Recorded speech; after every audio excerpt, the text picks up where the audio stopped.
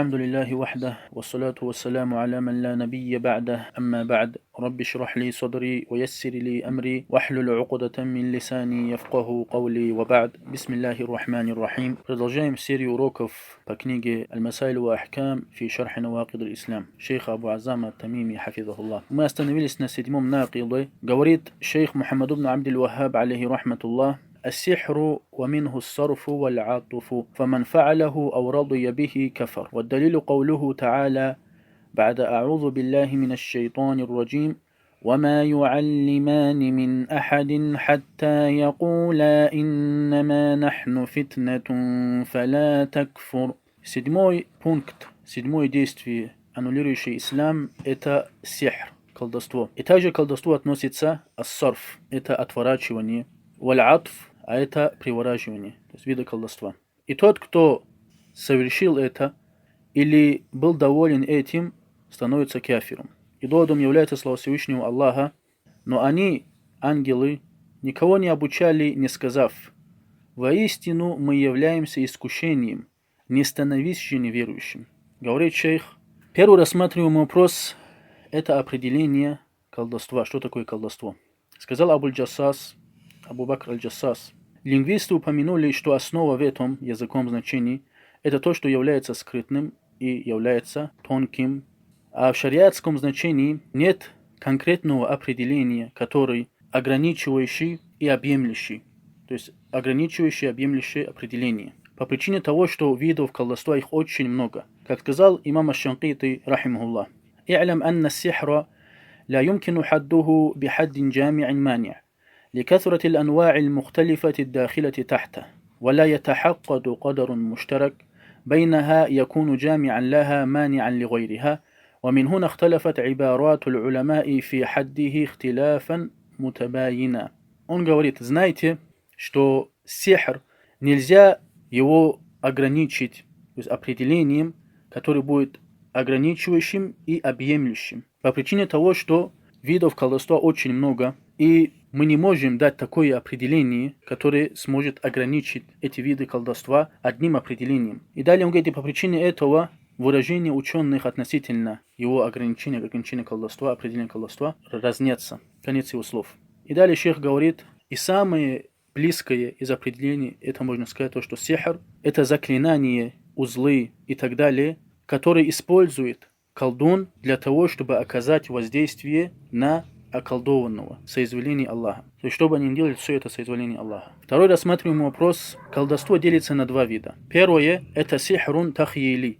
Колдовство, когда человеку представляется то, чего нет на самом деле. То есть, иллюзия. Как сказал Всевышний Аллах: «Юхайялю илейхи мин сихрихим аннаха тас'a». И тут ему представилось, то есть Мусе алейхиссалям, что их веревки и посохи от их колдовства пришли в движение. Второе – это сихрун хакики, действительное колдовство, то есть не иллюзия.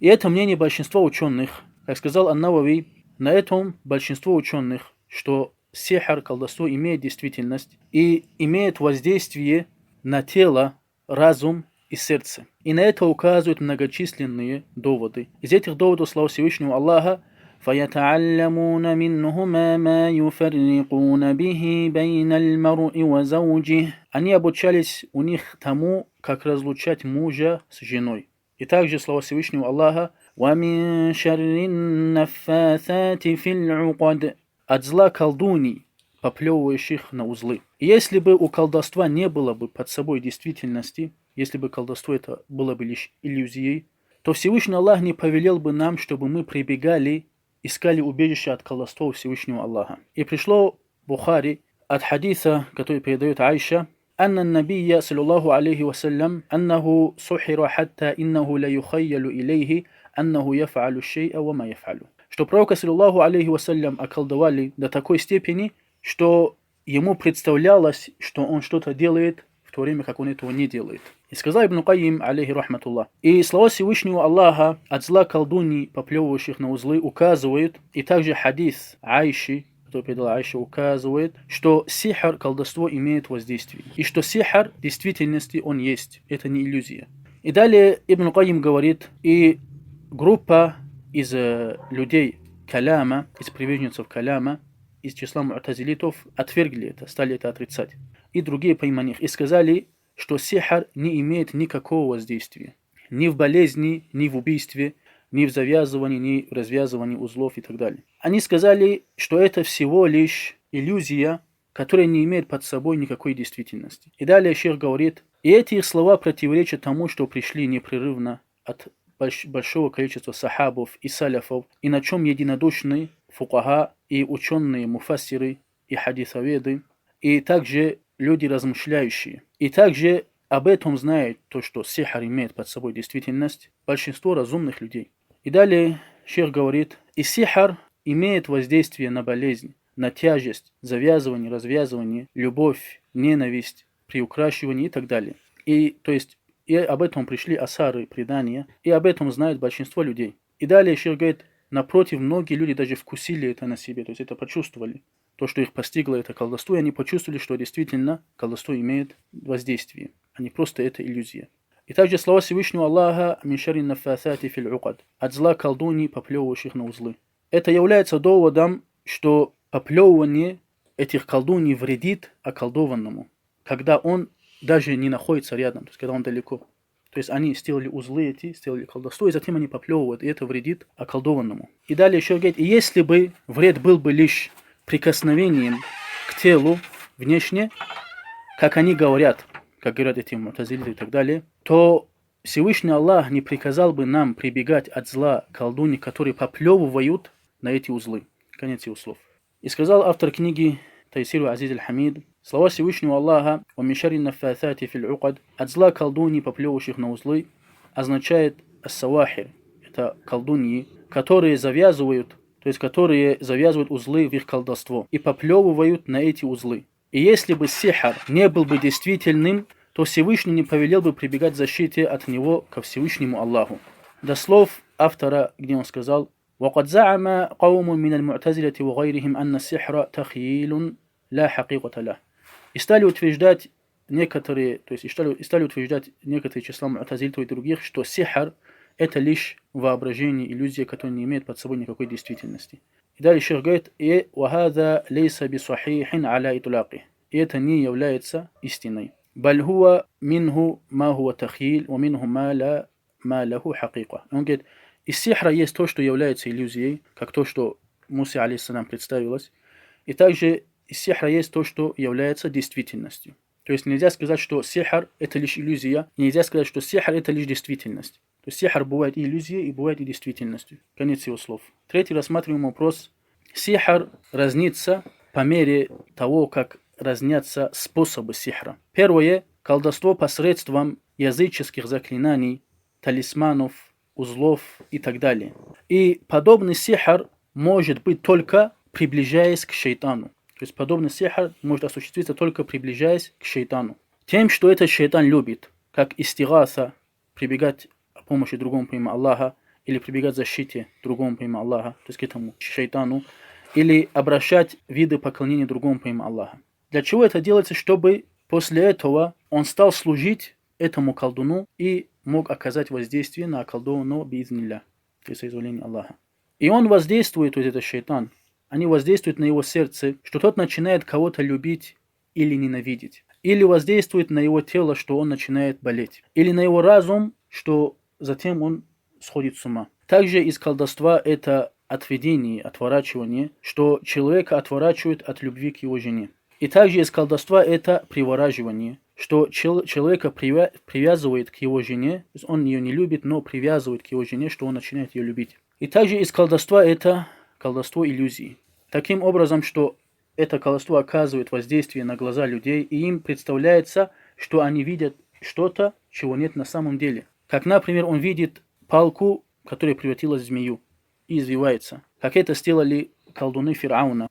И подобно этому то, что делают некоторые колдуны, отрезая голову человеку и возвращая обратно эту голову туловищу. Или когда они проходят через дверное отверстие. Это все иллюзия, но это тоже является колдовством. Второе – это сихр посредством зелья и снадобья, которые использует колдун для того, чтобы оказывать воздействие на околдованного биизнилля. В действительности такой сихр, он не происходит посредством прибегания за помощью к шайтанам, приближаясь к ним и так далее. Однако эти снадобья и зелья, которые использует этот колдун и который оказывает действие сихра, оказывает воздействие на околдованного. Четвертый рассматриваемый вопрос. Положение колдовства разнится по мере отличия видов самого колдовства. Первое – это сихр посредством заклинаний, талисманов, узлов и так далее, что по сути является приближением к шейтану и использованием шейтана в своих целях. Этот вид является ширком и большим куфром, выводящим из религии. Второе – это сихр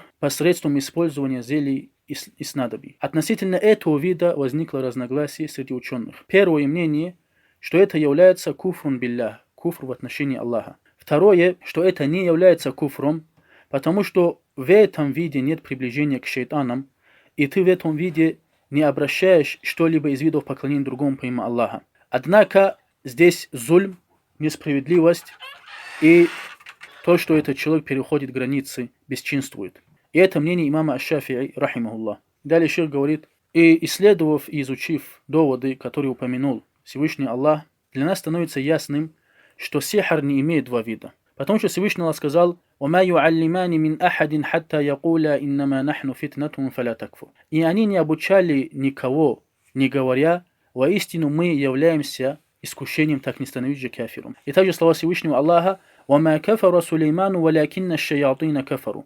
Сулейман не был кафиром, однако шейтаны были кафирами.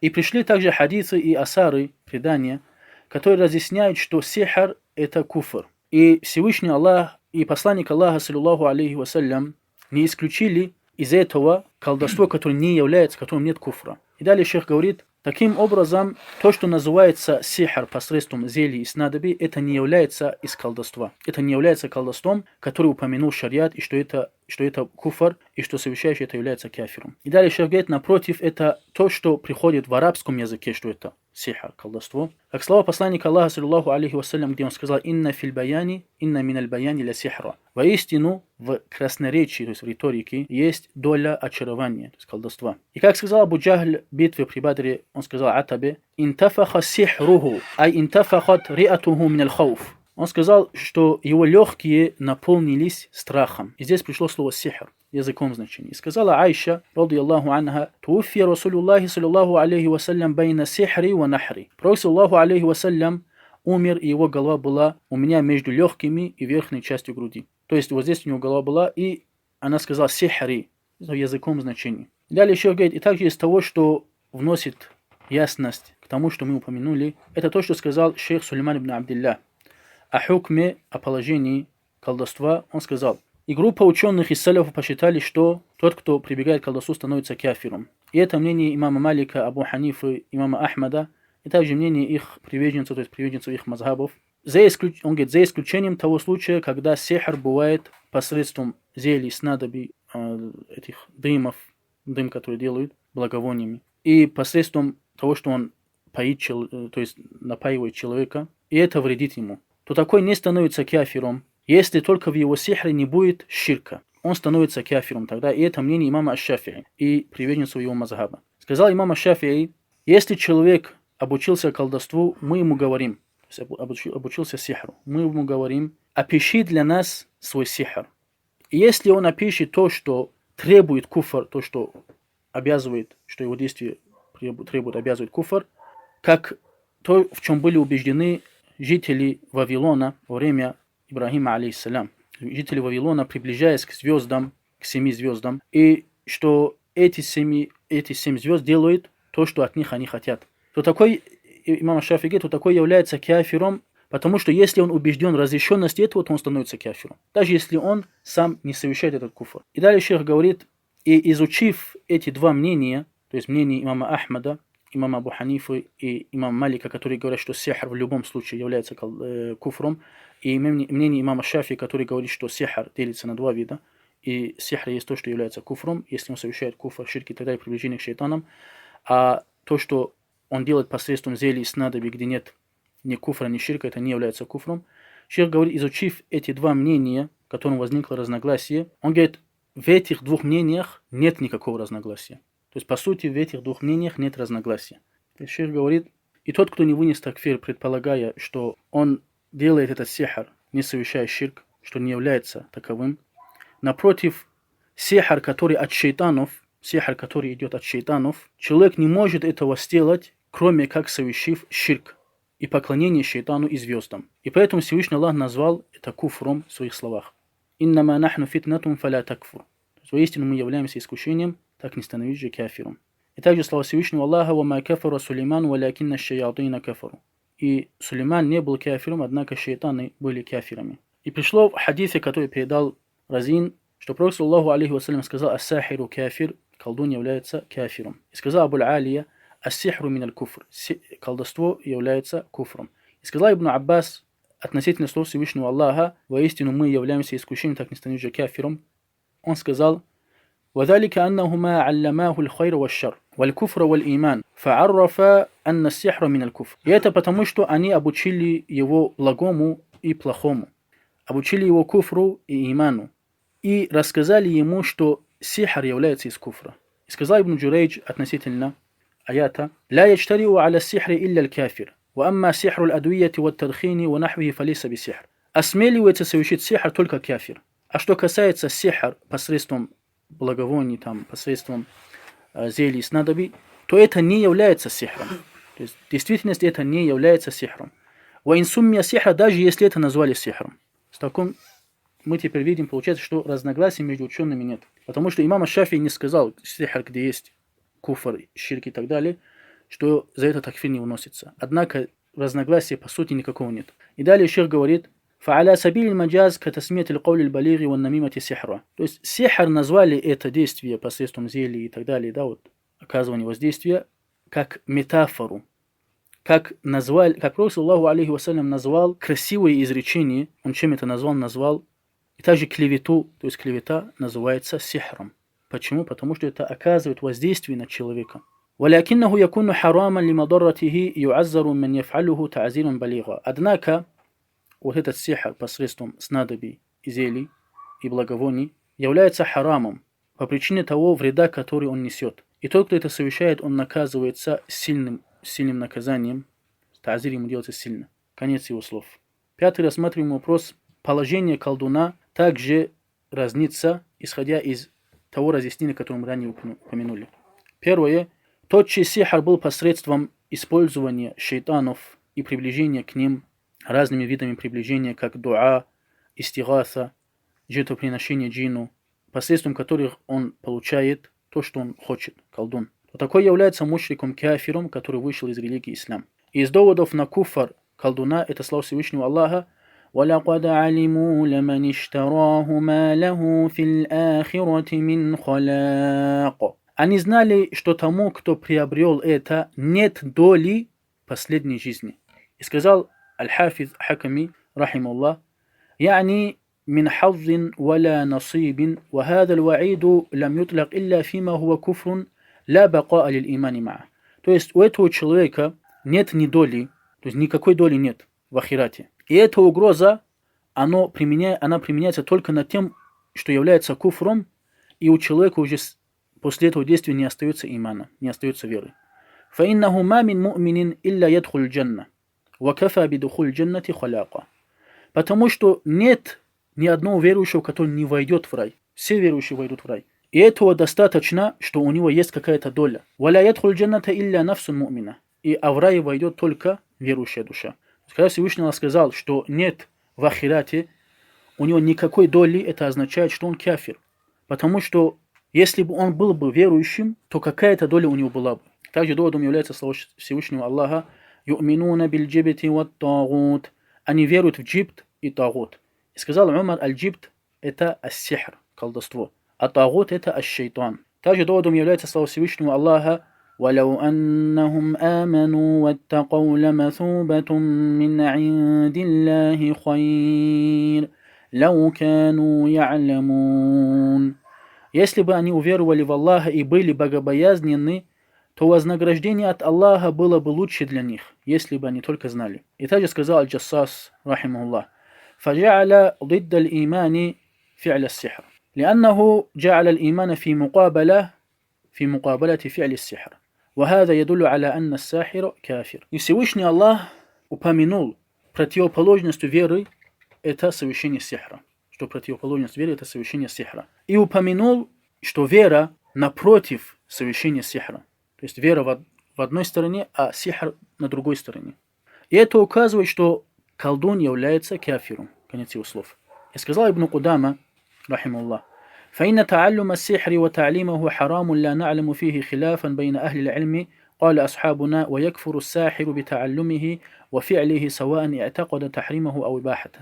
Ибн Кудама сказал, обучение и изучение колдовства является харамом, и мы не знаем, чтобы кто-либо из ученых разногласил в этом вопросе.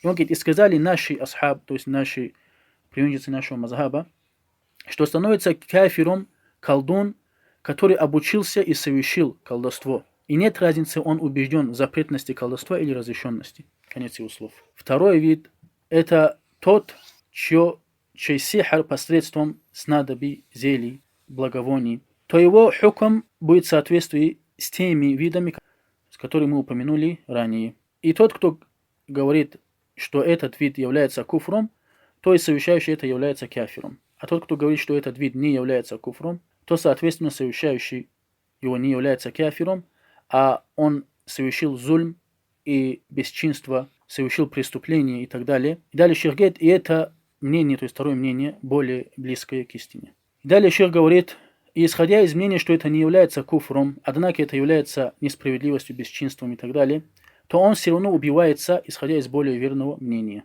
потому что он распространяет нечестие на земле. Шестой рассматриваемый вопрос. Тексты, которые разъясняют наказание колдуна. Первое, это то, что передал Ат-Тирмизи от Джундуба аль-Азди, что он сказал. Сказал посланник Аллаха, саллиллаху алейхи вассалям, «Хадду сахири дорбатун биссейф». Наказание колдуна – это удар мечом. И также затем передатчик сказал, «Ля на'арифуху марфу'ан илля мин хадаль вадж». То есть мы этот хадис помним, который доходит по цепочке до пророка, саллиллаху алейхи вассалям, только с этой стороны. И Исмаиль ибн Муслим, его считали слабым в хадисе. И далее шейх говорит, однако более верное будет сказать, что этот хадис передается от Джундуба и на нем останавливается. И сказал автор книги Тайсир аль-Азиз аль-Хамид, وبهذا الحديث أخذ أحمد ومالك وأبو حنيفة فقالوا يقتل الساحر. И аргументируя с этим хадисом, имам Ахмад, имам Малик и Абу Ханифа сказали, что сахир, колдун, убивается. И также это передали от Умара и Усмана, и Ибн Умара, и Хафсы, и от Джундуба ибн Абдиллахи, и от Джундуба ибн Ка'ба, и от Кайса ибн Са'да, и от Умара ибн Абдул-Азиза. И также Умар ибн Хаттаб написал письмо, и содержание письма было следующим. «Аниктулю кулля сахирин ва сахиратин, каля баджаля, факатальна саляса савахир». Что Умар ибн Хаттаб сказал, убейте каждого колдуна и колдунью. И Баджаля говорит, с передатчик этого асара, и мы убили 3 колдуней. И также пришло достоверно от Хафсы, «Аннаха амарат би катли джариятин ляха сахаратха, факутилят». Что она повелела убить ее служанку, которая околдовала ее, и ее убили, эту служанку. И пришло достоверно от Джундуба, что имам Ахмад сказал, «Ан салясати мин асхаби наби саллаллаху алейхи вассалям», что это имам Ахмад сказал от 3, это передается от 3 из сподвижников пророка саллаллаху алейхи вассалям. Седьмой рассматриваемый вопрос. Наказание колдуна отличается по мере вида колдовства, который он совершил.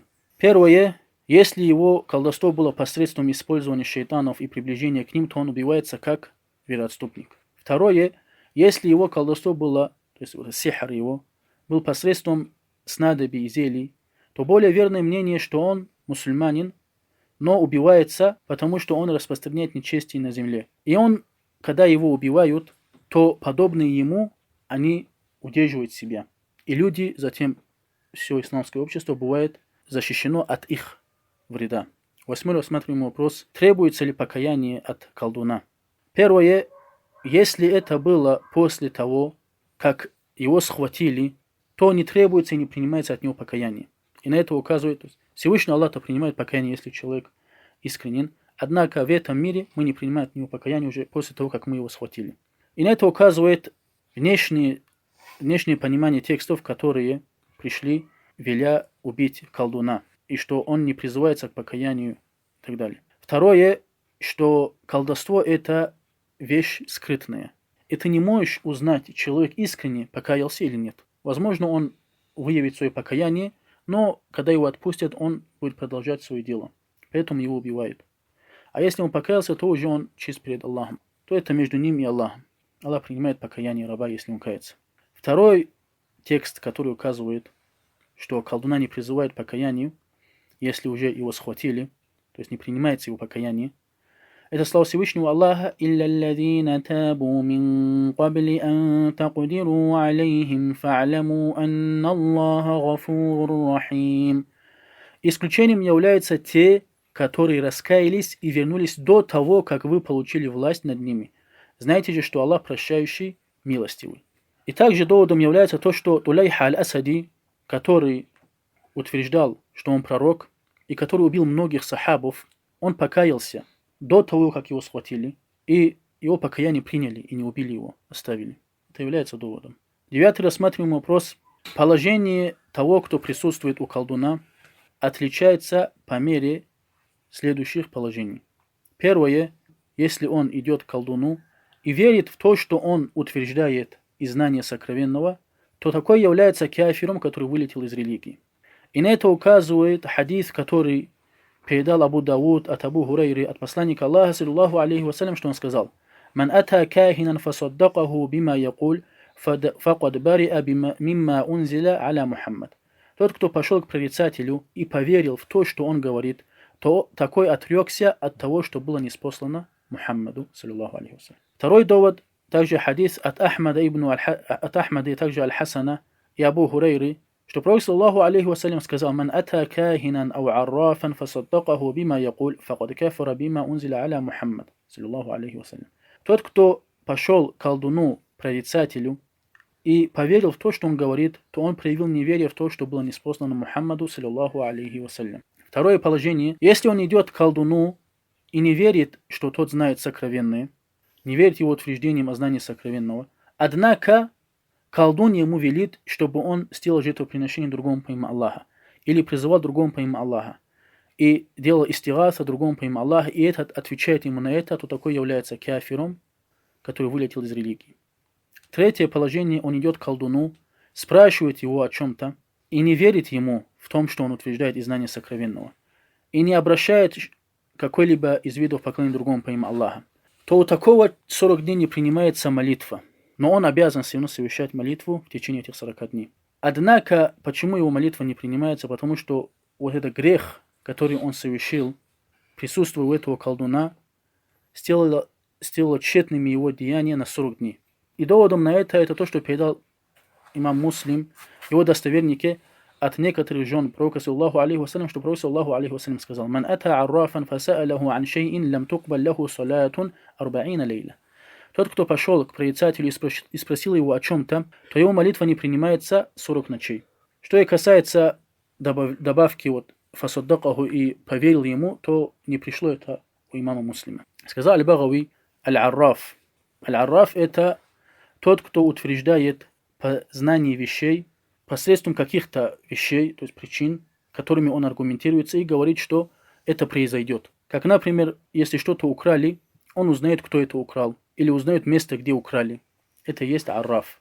И сказал шейхуль ислам Ибн Таймия, алейхи рахматуллах, аль-арраф — это имя колдуна, прорицателя, и того, кто гадает по звездам, и того, кто гадает на песке, и тому подобное. То есть те, которые говорят о знании вещей посредством этого, посредством звезд, песка и так далее, как те, которые на кофейных гущах гадают и так далее. 10-й рассматриваемый вопрос. Сюда также входит в хукме тот, кто читает гороскопы, которые говорят о будущем, в журналах, которые приходят гороскопы, или слышит, или смотрит на колдунов на телевизоре, в том, что они утверждают и знание сокровенного, и использование шайтанов. Если он поверил им, то такой становится кафиром и вылетает из религии.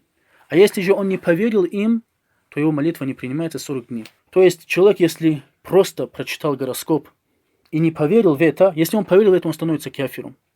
Почему? Потому что он поверил, что эти гороскопы и те, кто вот этим занимаются, это колдуны этим занимаются, что они знают сокровенное. Если он просто прочитал и не поверил в это, его молитва не принимается 40 дней. Также тот, кто смотрит на всякие вот эти экстрасенсы, вот эти всякие битвы этих колдунов и так далее, и верит, что они знают сокровенное, он становится кафиром. Если он не верит, а просто смотрит, его молитва не принимается 40 дней. 11 рассматриваемый вопрос. Положение того, кто идет к колдуну и верит в знание сокровенного, что он знает сокровенное. Первое, он идет к колдуну и верит, что он знает сокровенное. То есть сокровенное в общем, то есть который не слышал шайтан, то есть подслушивающий шайтан, который подслушивает разговоры обитателей небес. Или он верит, что он знает будущее, который не слышал также вот этот шайтан, который подслушивает. То есть такой человек, который пошел к нему и поверил в это, является кафиром, который вылетел из религии. И доводом является слова Всевышнего Аллаха: «Qul la ya'lamu man fis samawati wal ardi al-ghayba illa Allah». Скажи, не знает никто ни на небесах, ни на земле сокровенное, кроме Аллаха. Второе положение. Он идет к колдуну и верит в то, что скрытно конкретно от него. От него это скрытно. Как, например, то, что произошло раньше. То есть, но это скрытно для него, это является сокровенным для него. Но есть тот, кто знает об этом, или он потерял ключи от своего дома в каком-то месте и не знает, где это место. Идет к колдуну и спрашивает его об этом. И колдун ему говорит, где этот ключ.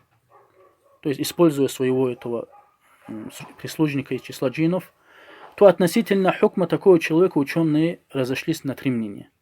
И шейх говорит, это его мнение, что более верное мнение, что это является большим куфром. Но в этом вопросе разногласия. Ученые разногласия в этом вопросе. 12-й рассматриваем вопрос. Тот, кто пошел к колдуну и поверил, ему оправдывается ли он по невежеству? Шейх говорит, это нуждается в разъяснении. Первое. Если он пошел к колдуну и поверил, что он знает сокровенное, то есть общем сокровенное, или знает сокровенное будущего, то такой является кафиром, который вылетел из религии. Потому что это из тех вопросов ясных, известных из религии по необходимости. И не принимается его утверждение, что он невежественный и не знает об этом. Второе, если он пошел к колдуну и поверил в то, что конкретно для него является скрытным. Шейх говорит, у него шубха относительно того, что он знает, что было раньше, и для него это является конкретно скрытным. Шейх говорит, в этом вопросе возникло разногласие, поэтому не выносится такому такфир, пока не установится над ним худжа, и пока не устранится его сомнение, потому что это является из скрытных вопросов. То есть, шейх говорит, это относительно того, кто не идет к нему и верит, что он знает сокровенное. То есть, он идет к нему, отрекается от того, что он знает сокровенное, но он идет к нему, думая, что кто-то там знает то, что было раньше, для него, потому что это является скрытным для этого человека. Или знает, где ключи от машины, там, где ключи от дома, который он потерял. То есть тот потом обращается к этому джинну, этот колдун, и этот джин находит. Тот обращается к джиннам и так далее, то есть по цепочке. Относительно такого человека, говорит шейх, возникло разногласие. 13-й рассматриваем вопрос. Того, кого постигло, то есть поразил сихр, нельзя ему идти к колдуну, чтобы он развязал этот сихр. Это противоречит тому, к чему пришел имам Ахмад в одном из его ривая. И Пророк саллаллаху алейхи вассалям сказал: «Ичтанибу саб'а аль-мубикат, ва закара минха сихр». Сказал: сторонитесь 7 вещей, которые делают тщетными дела. И из этого он упомянул, разрушают дела. Из этого он упомянул ас-сихр. И смысл этого, чтобы ты был на одной стороне, а сихр был на другой стороне. И сказал Пророк саллаллаху алейхи вассалям: «Ман ата кахинан ау аррафан фасаддакаху бима якуль факад кафара бима унзиля аля Мухаммад». Тот, кто обратился к прорицателю и поверил в то, что он говорит, то такой привел неверие в то, что было ниспослано Мухаммаду саллаллаху алейхи вассалям. Далее шейх говорит: так как же мы можем идти к тому, относительно которого пришли тексты, что он муртад, что он вероотступник, и что он кафир, и что выносится такфир тому, кто пошел к нему и поверил, что он знает сокровенное. Далее шейх говорит: напротив, мы обязаны установить наказание над этими колдунами. Мы не должны к ним идти. Далее шейх говорит: и сохранность нашей религии лучше, чем хранить наши тела. И необходимость религии ставится над необходимостью тела. То есть здесь имеется в виду, что он пошел к колдуну, что колдун развязал это. То есть не обращаясь, не совершая куфр, ширк и так далее, просто чтобы колдун сказал джинну: я не знаю, Аллаху алям, то есть чтобы развязал это колдовство. Но не совершая куфр, ширк, приближение к шайтану и так далее. То есть, а если же он пошел и обратился к этому колдуну, чтобы он развязал таким же колдовством, и он начал прибегать к шайтану, там, начал обращать что-либо из видов поклонения другому помимо Аллаха, или поверил колдуну, что он знает сокровенное и так далее, что он может приносить пользу или наносить вред, то такой становится кафиром. Здесь речь не об этом. То есть имам Ахмад не это имел в виду. Субхана раббика раббил иззати амма ясифун, ва саламун аля мурсалин, вальхамду лилляхи раббил аламин.